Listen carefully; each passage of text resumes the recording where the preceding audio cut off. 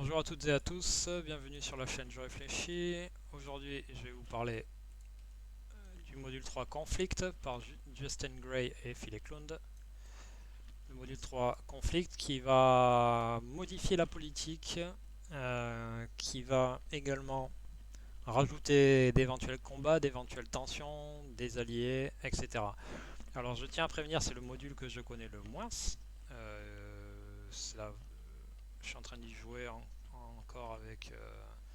D'ailleurs, je partage des vidéos, mais c'est en anglais avec des personnes. On est en train de faire le test avec le module 5. C'est celui que je connais le moins, donc je vais faire rapidement. Je l'ai en physique, mais ça se joue pour moi, je pense, exclusivement en multijoueur. Celui-là, c'est peut-être le seul d'ailleurs qui se joue en multijoueur. On va avoir des nouveautés. Je vais faire rapidement sur ce module.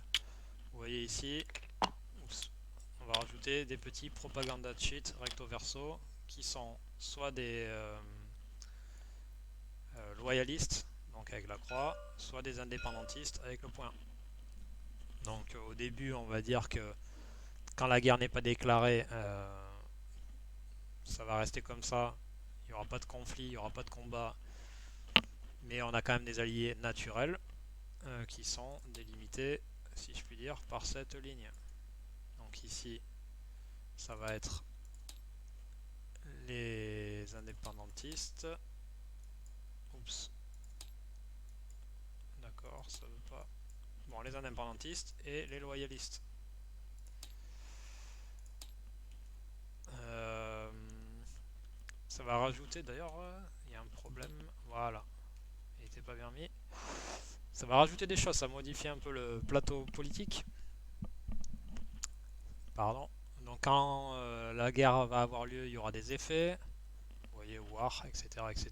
Ça va être rajouté beaucoup de complications. Moi, j'avoue que je me suis fait surprendre dans la partie précédente parce que j'étais pas forcément prêt. La guerre s'est déclenchée de mon fait, sans le vouloir. La guerre peut se déclencher de mémoire de deux façons. C'est si en fait les ressources d'un site s'amenuisent, ou la deuxième façon, je ne me rappelle plus. Mais en gros, il y a deux ou trois façons. Et une fois qu'on, c'est la guerre, c'est la guerre. Donc c'est chaque camp va s'affronter ou pas. On peut essayer d'éviter au maximum. Mais quand on va se croiser, on va forcément s'affronter. On a un nouveau playmat qui apparaît, qui rajoute en fait toutes les armes avec des caractéristiques, savoir est-ce que c'est des armes à distance ou pas, qui c'est qui attaque en premier, la valeur de feu, si le site si le site il est habité ou non habité, si la target est dans l'espace ou pas, la cible, pardon.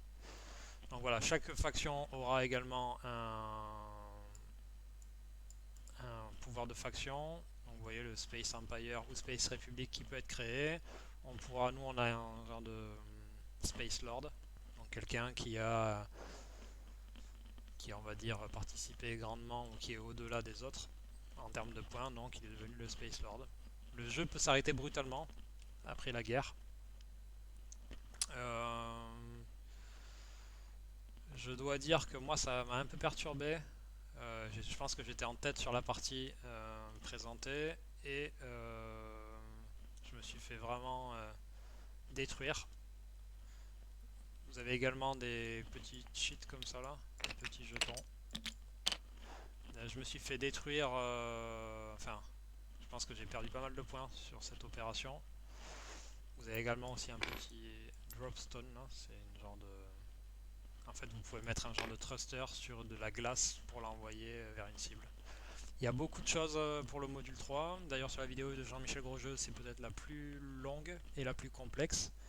Je suis pas assez avancé sur ce module pour vous en parler trop. J'ai bien aimé, après ça m'a un peu blasé, je dois dire, parce que je connaissais pas assez le module et du coup, ben, je me suis fait vraiment atomiser. Il n'y a pas de bombe atomique, mais ouais, j'ai vraiment perdu pas mal de points et de ressources là-dedans. Juste un exemple, c'est qu'en fait, je connaissais pas toutes les subtilités, mais en fait, j'ai attaqué un Bernal, donc une station spatiale où il y avait des colons, il y avait une colonie, donc habitée. Et en fait, j'ai fait tellement de dégâts que je l'ai unencorded, donc j'ai déstabilisé, donc il était plus ancré. Et en fait, vu qu'il y avait une colonie, ben, quand on est unencord, on perd la colonie. Et donc il y a eu ce qu'ils appellent un génocide dans le jeu. Parce que il y a beaucoup de gens dans un Bernal. Donc en fait, j'ai eu des malus. Euh, Parce que je me suis défendu en fait. Et tout ça est parti d'un conflit en fait où une personne avait réussi à venir avant moi. Enfin, j'étais arrivé avant elle sur Mars, mais elle a réussi à faire une factory avant moi. Donc j'ai réussi à me déporter sur l'autre site, mais après avec un buggy, avec un petit buggy, elle a réussi, je sais plus lequel c'est, mais avec un petit buggy, vous voyez ici là, parce que c'est connecté par des buggy roads, donc par des routes, elle a réussi à détruire, en fait à endommager ma factory, et donc voilà, et puis les deux m'ont, vu que c'est du tour par tour, les deux m'ont vraiment fait mal, ça m'a changé mon bord et j'ai pu rien faire en fait. J'ai pas pu faire grand chose. Donc ça, voilà. Là, la partie, on va la continuer ce soir. La guerre est terminée, s'est terminée rapidement. Peut-être en 1 heure, elle était terminée. Euh, donc à voir si j'arrive à me relever de cette mauvaise passe, sachant qu'on joue avec le module 5 économie. Mais voilà. C'est vraiment un module intéressant. Je pense qu'il faut le creuser et voilà. Je pense que quand on le connaît, ça peut vraiment apporter. C'est pas de la grosse action, on va dire, mais enfin, il peut y avoir de la grosse action, mais c'est pas non plus ça en fait. Il y a de la tension. On voit qu'il y a de la tension avant la guerre. Pendant la guerre, c'est un peu brutal et rapide. Ça va modifier les lois ou ce qu'on peut faire. On va pouvoir, comment dire, on va pouvoir négocier des choses. Enfin, ou comment on appelle ça. Bon, il y a des termes en anglais dont je me rappelle plus, mais on va pouvoir utiliser des bribe disks pour corrompre ou des choses comme ça. Euh, Être un peu lanceur d'alerte en temps de paix, je crois, etc. etc. Il y a beaucoup de choses. Je vous conseille la vidéo de Jean-Michel Grosjeu. Je vais pas m'éterniser parce que je ne connais pas assez ce mode, ce module, mais il est vraiment intéressant en multi et il faut quand même creuser. C'est peut-être celui qui me paraît avec le plus d'éléments. Mais bon, peut-être que c'est parce qu'on joue avec d'autres modules.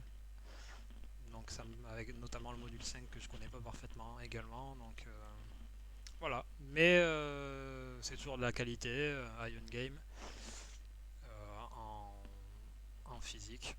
Donc je le conseille, même pour ceux qui veulent juste avoir la collection complète, c'est vraiment pas mal. Et pour ceux qui sont vraiment motivés, je vous le conseille également. N'hésitez pas à revenir vers moi si vous avez des questions, même proposer des parties sur Tabletop, éventuellement, si ça vous intéresse, que ce soit du core game simple ou avec le module 1, le 2, voire le 3 quand je le connaîtrai un peu plus. Ou si vous le connaissez, ça m'intéresse. Je vous remercie, je vous dis à bientôt. C'était une vidéo beaucoup plus courte, mais ça a le mérite d'exister. Je pense que ça apporte une saveur intéressante. De là à dire est-ce que je le recommande à 100% personnellement, je peux pas le dire. Mais si vous aimez High Frontiers, je pense que c'est un module à avoir dans tous les cas. Je vous dis à bientôt. Allez, ciao ciao.